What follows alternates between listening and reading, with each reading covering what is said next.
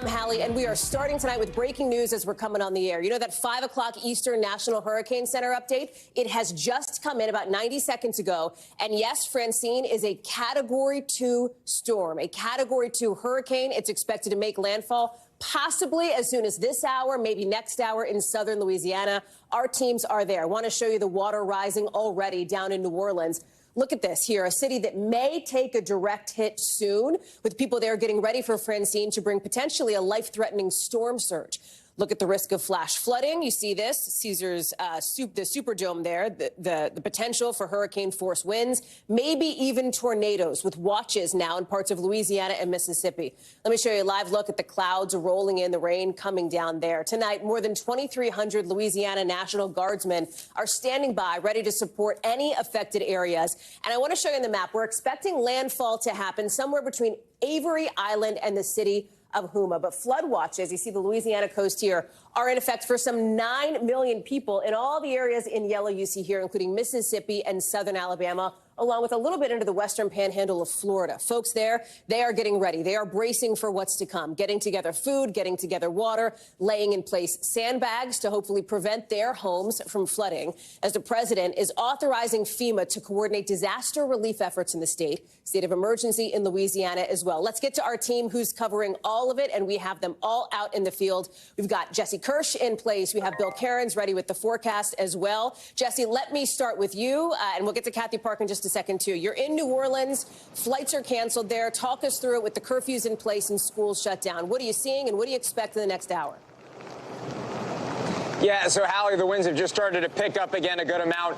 With the heavier rain that we've seen so far for the day has already passed through, and I say so far because we are expecting conditions to continue deteriorating. We could be seeing 3 to 5 inches of rainfall per hour at the worst of Francine. And as you mentioned, we're still waiting for landfall of this storm. The track has been shifting, as it always does, down to the wire, and so it's now looking like New Orleans is closer to, if not directly, in the path of Francine.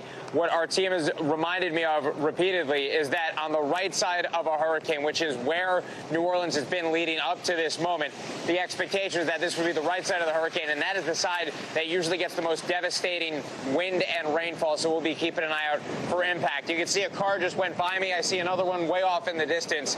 We have seen some traffic on the roads, but not a lot of people out there, and that's what officials are hoping to see. They have been asking people in the city of New Orleans specifically since noon Eastern to be sheltering in place. And at a press conference earlier with the governor of Louisiana, he said that at this point it is past the time to be evacuating. Now is the time, Hallie, to be hunkering down and waiting for landfall. Yeah, no kidding, Jesse. Jesse Kirsch live first there in New Orleans. Let me go to Kathy Park, who's over in Baton Rouge, Louisiana. Talk us through the expectations where you are and how it compares to hurricanes past in that area. This is a region that is not unfamiliar, obviously, with the threat of really intense storms. Hallie, that's absolutely right. So we are here in downtown Baton Rouge, and when you look around, it's pretty much a ghost town because businesses, stores, all shut down today in advance of Hurricane Francine. But as far as the conditions go, this is probably the worst we have seen it so far. We've been out here all day long. The rain is really starting to pick up. The winds also picking up. And as Jesse mentioned just a few minutes ago, conditions will likely deteriorate over the next couple of hours. The governor stressing this is a time to hunker in place, ride out the storm, find shelter, and even after the storm passes, do not go out, because we want to give ample opportunity for those emergency responders to do their thing, to work, and also utility crews as well to make those repairs. I do want to point out something, Hallie. You might be seeing these flashing lights. We saw this move in just a few minutes ago. This is a vehicle that is holding emergency response equipment at the federal level. So even at the federal level, local, state level, different agencies are coming together ahead of this storm. They're mobilizing quickly, and they're also monitoring the track as closely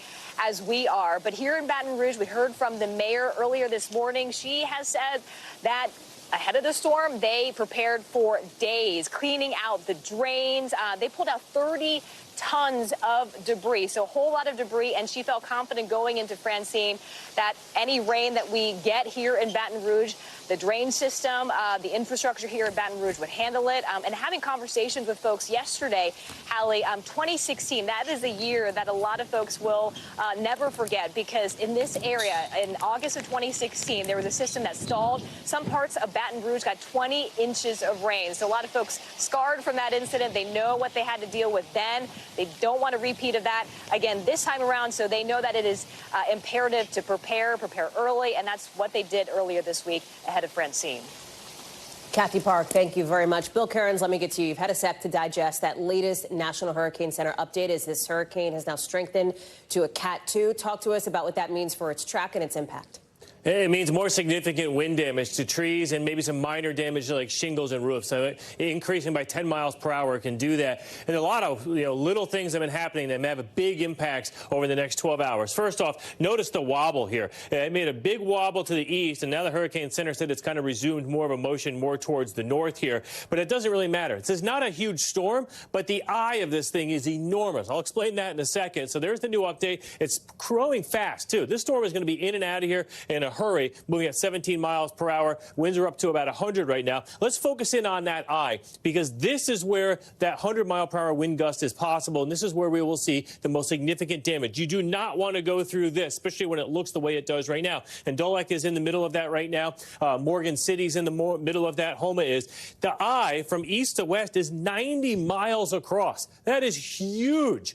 The distance between Baton Rouge up here in New Orleans is about 90 miles. So if we just take this northwards, the eastern portion of the eye could be in New Orleans, and the western portion could be in Baton Rouge. I mean, it will consolidate a little bit and shrink as it weakens and goes northwards, but just gives you an idea that this big mass is what we're going to be tracking over the next couple hours. Anyone that goes through this ring of thunderstorms and the intense winds will be losing power, and that's where the damage will occur. And these are the cities that's happening in right now.